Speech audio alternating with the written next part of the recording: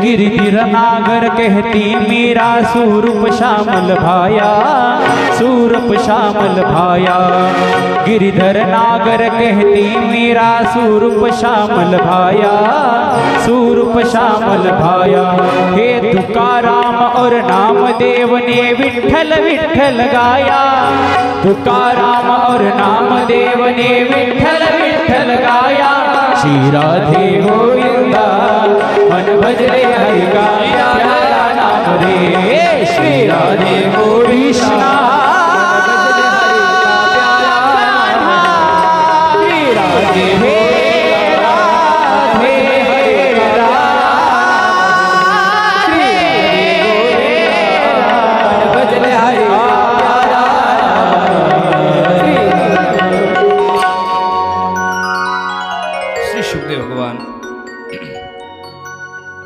अष्टम स्कंदामध्ये मन्वंतराची कथा सांगतात। परीक्षित, या मन्वंतराच्या कथेमध्ये प्रत्येक मन्वंतरामध्ये परमात्म्याचा अवतार होतो। 4 युग ज्यावेळेस 1000 वेळेस व्यतीत होतात तेव्हा ब्रह्माजीचा एक दिवस होतो। 4 युग 1000 वेळेस, 4 युग म्हणजे सत्य, त्रेता, द्वापर, कली, हे जे 4 युग आहेत हे 1000 वेळेस ज्यावेळेस फिरतात तेव्हा ब्रह्माजीचा एक दिवस होतो। ब्रह्माजीच्या एका दिवसात 14 मन्वंतर होतात। एक मन्वंतर जवळजवळ 72 चतुर्युगीचा लगबग असतो। अशाच एका मन्वंतरामध्ये गजराजचा उद्धार करण्याकरता परमात्म्याने हरी हा अवतार धारण केला। हरी एकदा हा गजेंद्र आपल्या परिवारासह एका तलावावर पाणी पिण्याकरता जातो। सगळे बायका मुलं सगळे सोबत आहे। ज्या तलावामध्ये गजेंद्र पाणी पितो परिवारासह त्याच तलावामध्ये जलक्रीडा करायला लागतो। ज्या तलावात जलक्रीडा करतोय त्या तलावामध्ये एक मगर आहे, नक। महाराज त्यांनी गजेंद्राचे पाय धरलेत। आता हा गजेंद्र कोण आहे, हे पाण्यातलं मगर कोण आहे? तर हे मगर म्हणजे हुहू नावाचा गंधर्व आहे ते, आणि गजेंद्र म्हणजे इंद्रद्युम्न राजा आहे। ते काय झालं, एकदा हा इंद्रद्युम्न राजा एका हत्तीवर बसून निघाला। राजा होता हत्तीवर बसलेला। दुर्वासा महाराज वैकुंठावर येत होते। ते वैकुंठाला गेल्यामुळे परमात्म्याचं दर्शन घेतलं आणि विष्णू परमात्म्याने महाराजांच्या गळ्यात हार टाकला, स्वतःच्या गळ्यातला टाकला। महाराज एवढा आनंद झाला त्यांनी की देवानी स्वतःची माळा माझ्या गळ्यात टाकली, वा वा। पण महाराज येत असताना इंद्रद्युम्न दिसला, त्यांनी इंद्रद्युम्न नमस्कार केला। दुर्वासा महाराज आनंद वाटला, यांनी विष्णू परमात्म्याने दिलेली माळ यांनी स्वतःच्या गळ्यात ती काढली आणि त्या इंद्रद्युम्नच्या गळ्यात टाकली। खरं तर देण्याची इच्छा नव्हती, पण मग आता ते दर्शन घेतलं म्हणजे थोडंसं बरं वाटलं त्यांना। दुर्वासा महाराज थोडीशी पुढे गेले, ते गेले पुढे पण जीव माळेतच अडकलेला होता त्यांचा। ते पाहू लागले की आपण दिलेली माळ कशी दिसते राजाच्या गळ्यात, आणि हत्तीवर बसलेले होते, राजा खुर्चीवर बसलेले काय। यांनी विचार केला कोणाची गोष्टी आणली काय माहित, म्हणले स्वतःच्या गळ्यातली माझ्या गळ्यात टाकली। म्हणून त्यांनी तो हार लगेच काढली माळ आणि त्या हत्तीच्या पायाखाली दिली। महाराजांनी पाहिलं, ते रागीट होते महाराज। त्यांनी अरे वैकुंठाहून मला परमात्म्याने हार ते माळ दिली, विष्णू परमात्म्याची जी प्रसादी माला आहे मी या मूर्खाच्या गळ्यात दिली आणि हत्तीच्या पायाखाली दिली। एवढा उन्मत्त झालाय हत्तीवर बसून, पुढचा जन्म हत्ती होशील हत्ती। आणि तो गजेंद्र आहे। हे मगर कोण आहे? काय झालं, एकदा देवल ऋषी समुद्रावर स्नान करण्याकरता गेले।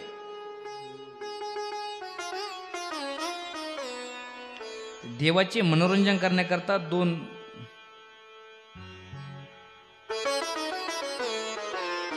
जण असे होते महाराज की त्यांचं नावच होतं हा हा हो हो। गंधर्व होतं, त्यांचं नाव काय होतं? हा हा हो हो। ते मनोरंजन करायचे। एकदा काय झालं, देवळ ऋषी समुद्रावर स्नान करण्याकरता गेले आणि हा हु हु नावाचा गंधर्व खालून पाण्यातून गेला महाराज। याने पाण्यातून देवळ ऋषीचे पाय धरलेत खाली। आता देवळ ऋषीला असं वाटलं पाण्यात म्हणल्यानंतर खाली पाय कोण धरणार, मगर घाबरले ना महाराज देवऋषी, ओरडायला लागले, आरडाओरडा करायला लागले. आरडाओरडा करायला लागले म्हणजे देवऋषी घाबरले. हे ज्यावेळेस हुहू नावाच्या गंधर्वाला कळालं, महाराज मी मनोरंजन करत होतो, त्यांनी सांगितलं तुझं झालं मनोरंजन पण मी मरायला आलतो ना. माझी मरण्याची वेळ आली. म्हणले तू हो, तुला पाण्यात राहण्याची एवढा शोक आहे का? चल म्हणले तू पुढचा जन्म तू पाण्यात राहशील, मगर होशील. आणि मग ती मगर आहे नक. त्यांनी गजेंद्राचे पाय धरलेत महाराज, पाय धरले पण असले घट्ट धरले की ते सोडत नाहीये. गजेंद्र हत्ती आहे, पाण्याच्या बाहेर ओढण्याचा प्रयत्न करतोय पण सोडत नाहीये. बायका मुलं सगळे प्रयत्न करतायत. मुलं बापाला ओढण्याचा प्रयत्न करतायत, बायका पतीला ओढण्याचा प्रयत्न करतायत, पण महाराज ते मगर काही पाय सोडत नाहीये. बराच प्रयत्न केला, बराच वेळ झाला. आणि बराच वेळ झाल्यानंतर बायकांनी सांगितलं, बाळांनो तुमचा बाप म्हणले म्हातारा झालेलं आहे, पिकलेलं पान आहे, याच्याबरोबर तुमचं कशाला आयुष्य खराब करता? हे पिकलेलं पान आहे ना, हे कधीतरी कळणारच आहे. याच्याबरोबर तुम्ही सगळे तरुण आहात, तुम्हाला आणखी सगळा प्रपंच करायचा आहे, याच्यावर तुमचं कशाला आयुष्य खराब करता? चला घरी. निघलेत महाराज सगळे, बायका पोरं सगळे घरी निघालेत महाराज. पण ज्यावेळेस गजेंद्राने आपल्या डोळ्यांनी पाहिलं,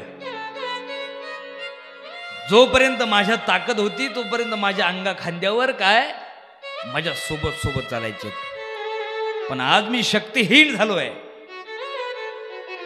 तर सगळे सोडून जायला लागले. म्हणून घरातले जे करते समजतात ना स्वतःला, त्यांना सावधान. हे काही खरं नाही महाराज.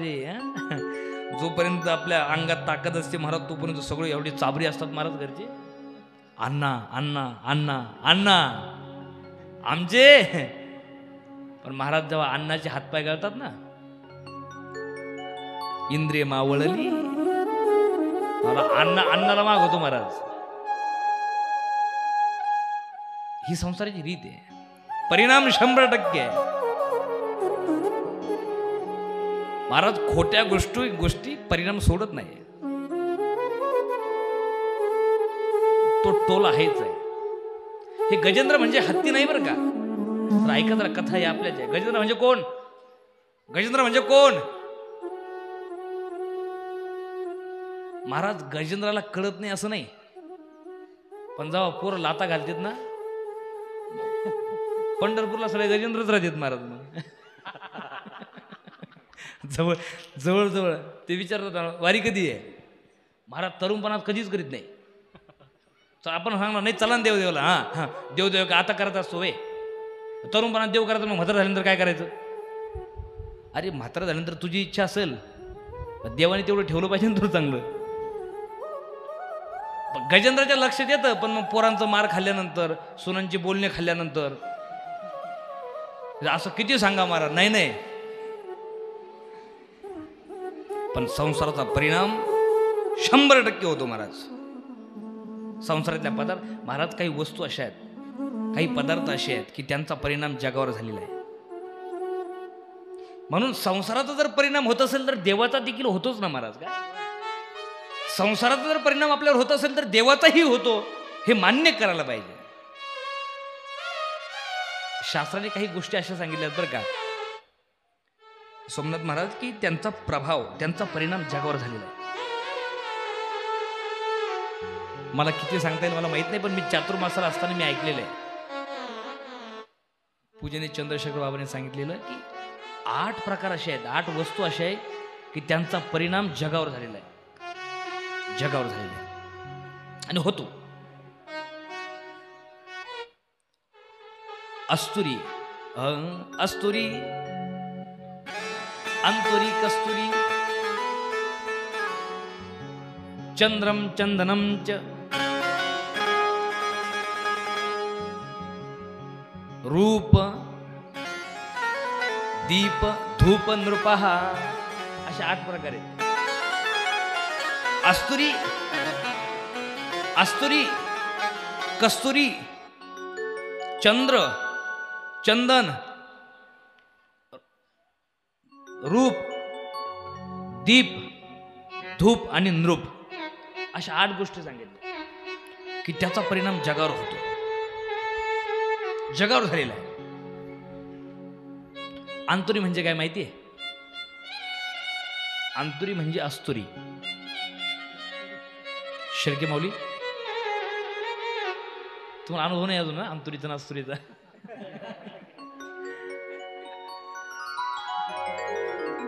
अंतुरी, अंतुरी म्हणजे अस्तुरी. तुम्हाला सर अंतुरीचाच मेळ लागणार ना, अस्तुरी काय काय. अंतुरी या शब्दाचा आणि अंतुरी अस्तुरी एकच शब्द आहे. या शब्दाचा अर्थ आहे बाई, म्हणजे स्त्री, म्हणजे माता माऊली. महाराज, माता माऊलीचा परिणाम जगावर झालेला आहे. माता माऊलीचा परिणाम जगावर झालेला आहे. तो चांगलाही झालाय आणि वांगलाही झालाय, म्हणजे पॉझिटिव्हही झालाय, निगेटिव्ह झालाय. पण माता माऊलीचा परिणाम जगावर झालेला आहे. उदाहरण अनेक आहेत, मी व्यवहारातले सांगणार नाही, शास्त्रातले लय मोठे असल्यामुळे. पण बाईचा परिणाम जगावर झालेला आहे महाराज. तुम्ही सत्ययुगात जर पाहिलं, कृतयुगामध्ये परशुरामायण जे घडलं ना महाराज, परशुरामायण, तो परिणाम एका बाईचा आहे. तिचं नाव आहे रेणुका माता. परशुरामजींनी 21 वेळा नक्षत्रे पृथ्वी केली आणि परशुरामायण घडलं, परिणाम एका बाईचा, तिचं नाव रेणुका माता आहे. आता पुढचं युग पहा, त्रेता. त्रेतायुगामध्ये रामायण घडलं, तो परिणाम एका बाईचा आहे, नाव आहे सीता माता. आणि महाभारतातलं भयंकर युद्ध घडलं, त्याचा परिणाम एका बाईचाच आहे, तिचं नाव आहे द्रौपदी. आणि कलियुगातलं मी सांगणार नाही, कलियुगात घराघरात भांडणं चालू आहेत महाराज, घराघरात चालू आहे परिणाम. मी हे फक्त निगेटिव्ह सांगितलं, पण असं आपण आपले शब्द बोलतो की प्रत्येक मोठ्या माणसाच्या, व्यक्तीच्या पाठीमागे एका बाईचा हात आहे. म्हणून मी पहिल्यांदा सांगितलं, बाईचा परिणाम 100% आहे, तो चांगलाही आहे आणि वाईटही आहे. अस्तुरी. दुसरा परिणाम आहे कस्तुरी. कस्तुरी म्हणजे त्या हरणाच्या नाभीतून येतं ती कस्तुरी. महाराज असा परिणाम देतात, ओरिजिनल जर कस्तुरी असेल ना, ओरिजिनल सांगतोय बरं मी, नाही तर पंढरपूरला जर गेले ना तुम्ही, तर जे कस्तुरी विकतात त्या बाया,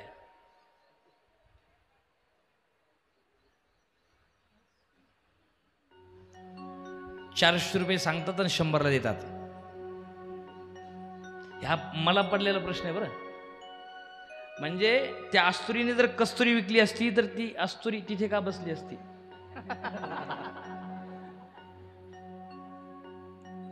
महाराज, कस्तुरी म्हणजे सोन्यापेक्षा दुप्पट भाव आहे तिचा. ओरिजिनल जी कस्तुरी आहे ना, सोन्यापेक्षा डबल भाव आहे तिचा. तिचा परिणाम असा आहे, मातीला जर स्पर्श झाला तरी ती सुगंध मिळून देते, म्हणजे मातीवर सुद्धा परिणाम करते. कस्तुरी आहे. चंद्र. चंद्राचा काय परिणाम आहे? चंद्राचा काय परिणाम आहे? आपण याचा कधी अभ्यास करत नाही महाराज. भगवान श्रीकृष्ण परमात्म्याने गीतेत सांगितलं, पुष्णामी चौषधी सर्वा सोमो भूत्वा रसात्मक. सोम नाम चंद्र. भगवान श्रीकृष्ण परमात्मा सांगतात, अर्जुना, झाडांना जी पुष्टता मिळते ना, हा परिणाम चंद्राचा आहे बरं. किंवा समुद्राला जी भरती आली म्हणतो ना आपण, हा परिणाम कशाचा माहितीये? चंद्राचा आहे. समुद्राला भरती येणे हा प्रकार कुणामुळे घडतो असा जर प्रश्न असेल तर तो चंद्रामुळे. चंद्राचा परिणाम 100% आहे. चंदनम, चंदनाचा सुद्धा परिणाम आहे महाराज. चंदनाचा काय परिणाम आहे? खऱ्या चंदनाचा सांगतो, बांधावरच नाही बरं. त्या बांधावरच्याला चंदन जोर सुद्धा नाही ना आता महाराज. मग काय तुकोबारा कधी गेली असेल त्या मलगिरी पर्वतावर, तुकोबारा सांगतात असला परिणाम आहे त्या चंदनाचा. 52 नावाचं चंदन आहे ते, 52 नावाचं महाराज. परिणाम, तुम्ही अर्धा लिटर तेल घ्या, कढईमध्ये टाका, असलं तापवा त्याला, असलं तापवा एवढं तापवायचं की भाज्याचं पीठ टाकल्याबरोबर भज आलं पाहिजे वर, असं टाकलं की लगेच भज, म्हणजे त्याला घोळायचं नाही असं. एवढं तापवा. तुकोबऱ्याचं प्रमाण आहे. तुकोबऱ्या सांगतात एवढं तापलेलं तेल, पण 52 नावाचा चंदनाचा फक्त एक थेंब जरी त्या तेलात टाकला गार होतं महाराज. तुकोबऱ्याचं प्रमाण आहे बघा.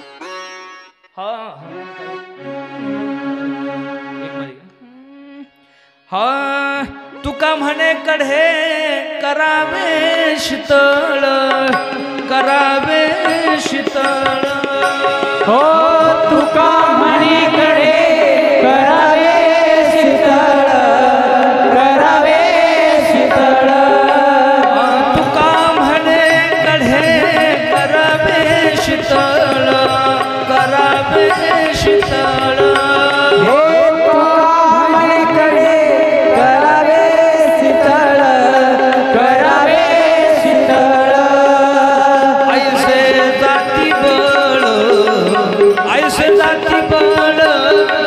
चंदनाचे हो ऐसे जाती बळ, ऐसे जाती बळ चंदनाचे.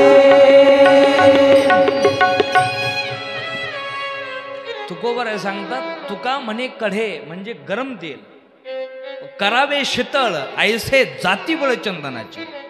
चंदनाचा परिणाम 100%, 100% चंदनाचा परिणाम. तसा रूपाचा परिणाम आहे, एवढं सांगत बसत नाही. तसा धुपाचा, तुम्ही माऊली ज्ञानोबाच्या मंदिराचा महाराज असला धूप असतो, हे भंगार भोंगार नाही, गोधूप येतो. तुम्ही हैबत बाबाच्या पायरीवर गेले की लगेच सुगंध देणार तुम्हाला. हैबत बाबाच्या पायरीवर गेल्याबरोबर माऊली ज्ञानोबाच्या समोर तिकडून येतो महाराज सुगंध होतो. गोधूप आहे, धुपाचा परिणाम आहे. दीपाचा लाईट गेल्यानंतर कळतं आपल्याला दीपाचा काय परिणाम होतो. आणि रूप म्हणजे राजा, राजाचा सुद्धा परिणाम आहे. कडुद्या इकडे बीडमध्ये पंतप्रधान येणार आहे महाराज. असा रस्ता नाही की त्याला खड्डा आहे. ज्या रस्त्याने पंतप्रधान येणार आहे तो रस्ता परिणाम राजाचा आहे. पण महाराज सांगतात आणि शास्त्र सुद्धा सांगतात काहींचा परिणाम गावावर होतो तर काहींचा परिणाम जनमानसावर होतो महाराज. पण परिणाम होतो हे नक्की आहे. काहींचा जनमानसावर नसतो, काहींचा गावावर आहे. गावावर दोघांचा परिणाम होतो, देव आणि संत.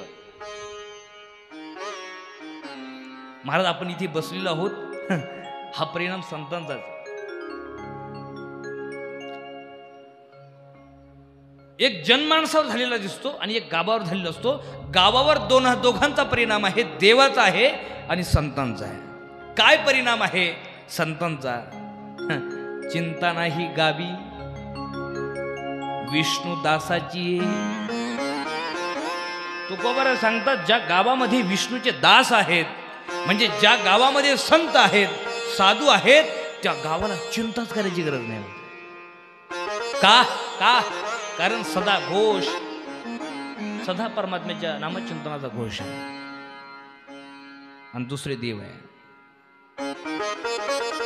म्हणून प्रत्येक गावामध्ये असं गाव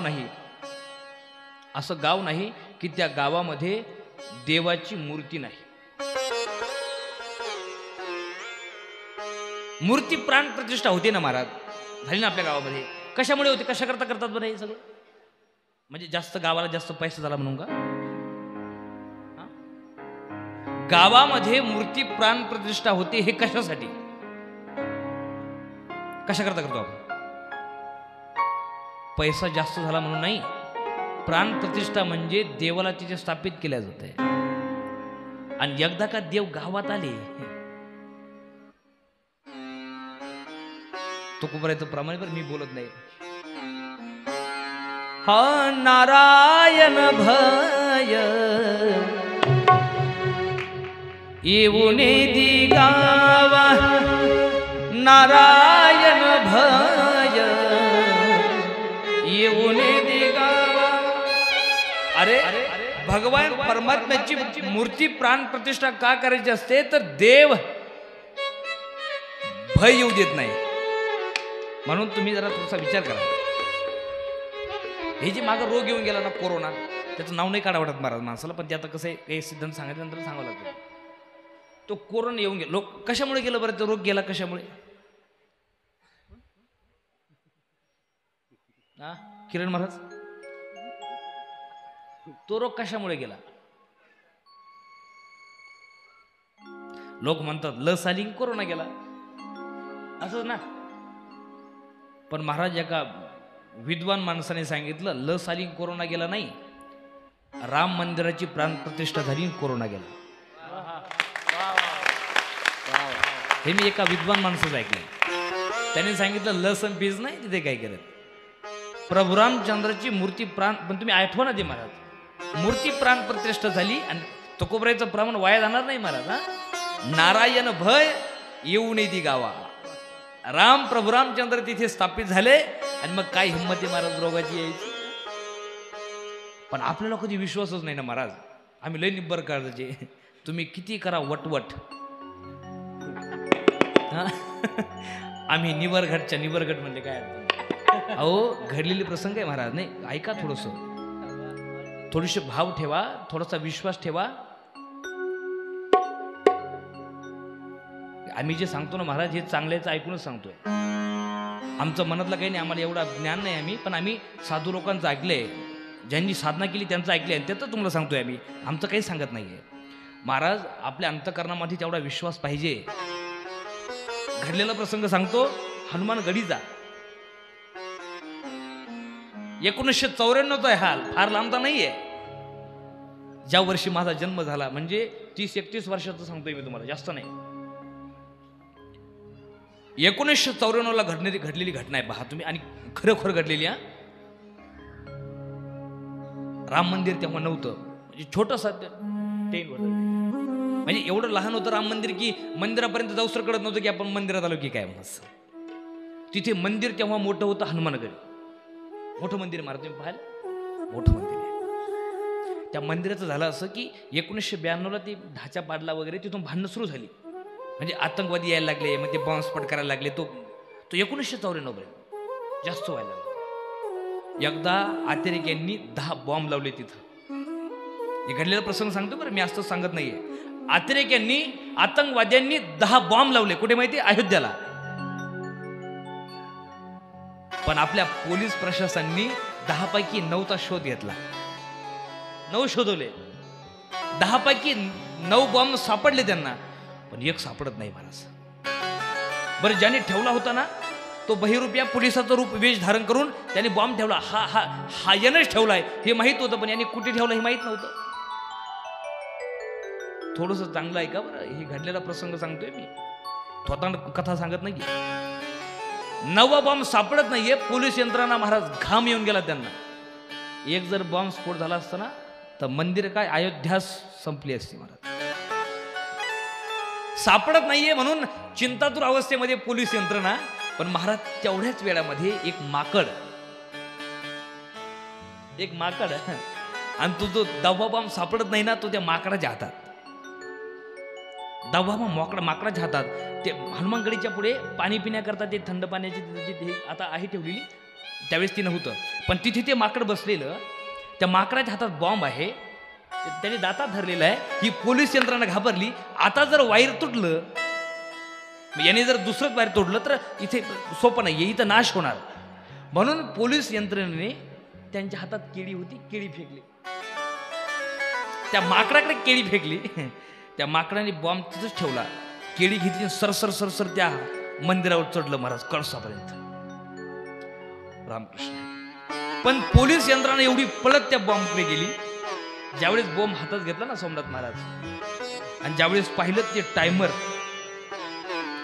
टायमर ज्यावेळेस पाहिलं तर पोलीस यंत्रणेच्या लक्षात आलं की बॉम्ब फुटण्याच्या अगोदर फक्त 3 सेकंद बाकी असताना माकडाने वायर तोडलं होतं. किती? 30 सेकंद नाही म्हणते मी, फक्त 3 सेकंद सांगतोय. 3 सेकंद बाकी असताना माकडाने दाताने वायर तोडलं. कुणी?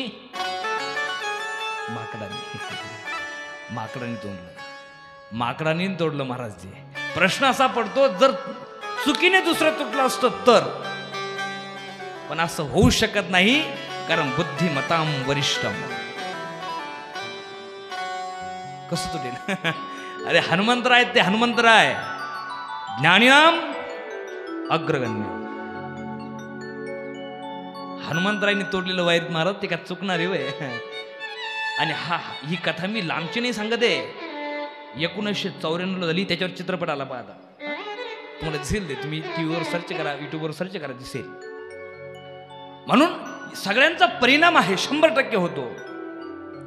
जर नास्तिक किंवा नाशवान वस्तूचा होत असेल तर देवाचा परिणाम होतो, गावावर होतो.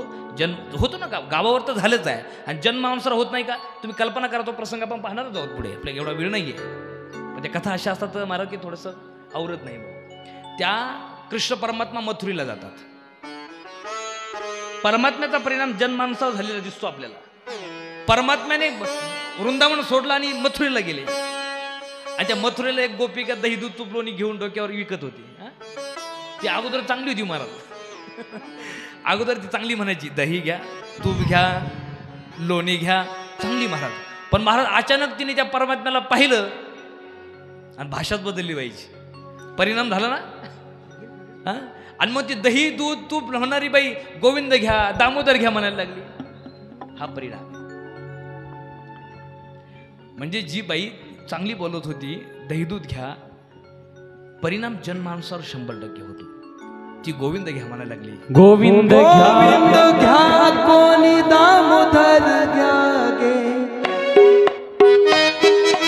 तव तव हासती मथुरेतिया. हो गोविंद घ्या कोणी दामोदर घ्या गे, तव तव हासती मथुरेच्या. दुडीवरी दुडीवर दुडी गवळणी साथे निघा, दुडीवर दुडी गवळणी साथे निघा. हो दुडीवर दुडी गवळणी साथे निघाली. हो दुडीवर दुडी गवळणी साथे निघाली.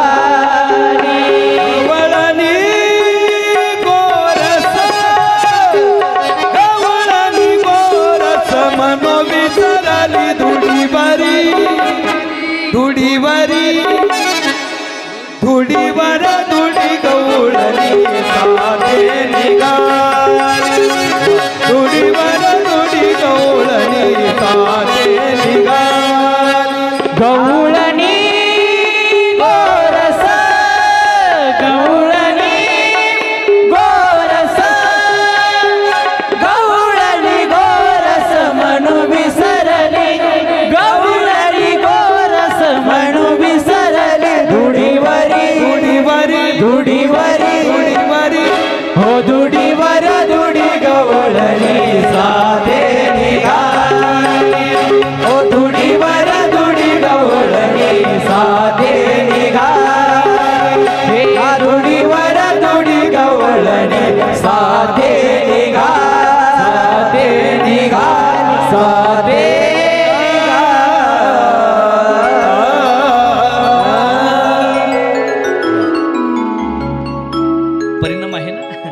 देवाचा परिणाम गावावरही झालेला दिसतो आणि देवाचा परिणाम जनमानसावरही झालेला दिसतो. गोपिकावर, गोपाळांवर परमात्म्याचा परिणाम झालेला आहे.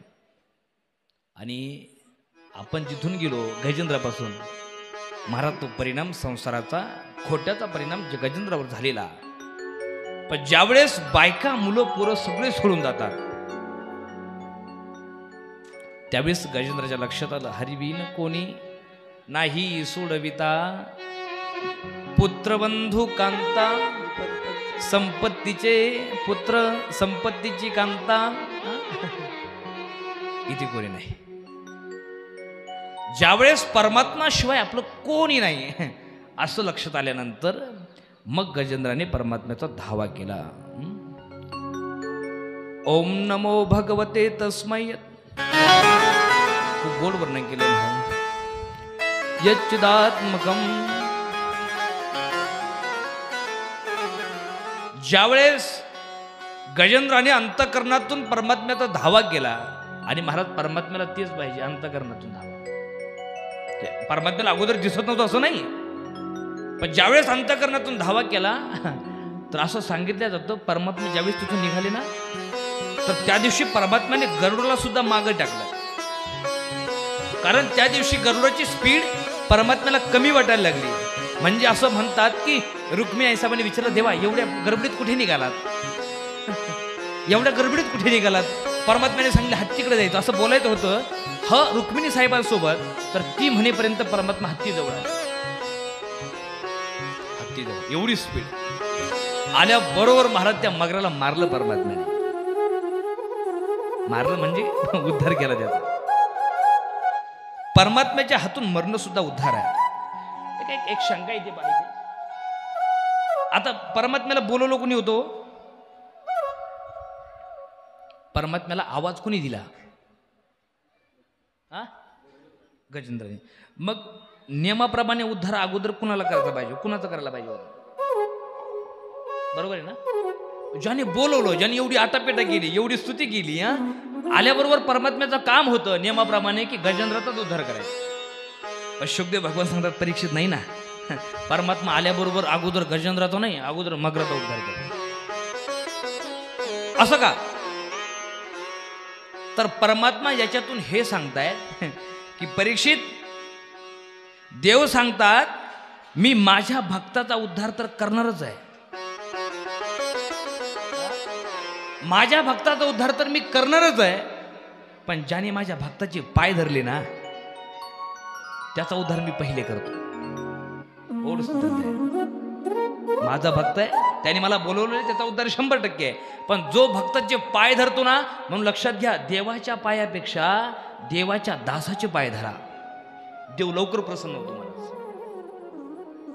म्हणून पाप करे प्रभुजी मिले, पाप करे सुख होय, पाप करे मुक्ति मिले, इसलिए पाप करे हर कोय. पाप करे म्हणजे पाप करा असं नाही. पाप करे म्हणजे पाय पकडा प्रभुजी मिळेल, पाय पकडा मुक्ती मिळेल, पाय पकडा सुख मिळेल. म्हणून भाईंनो, बंधूंनो, सगळ्यांनी पाय पकडा संतांचे, साधूंचे, वैष्णव. हरि प्राप्तीसी उपाय,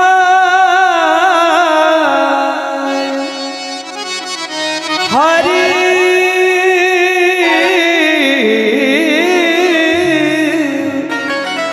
हरि प्राप्तीसी उपाय, धरावे संताचे ते पाय, धरावे संताचे ते पाय.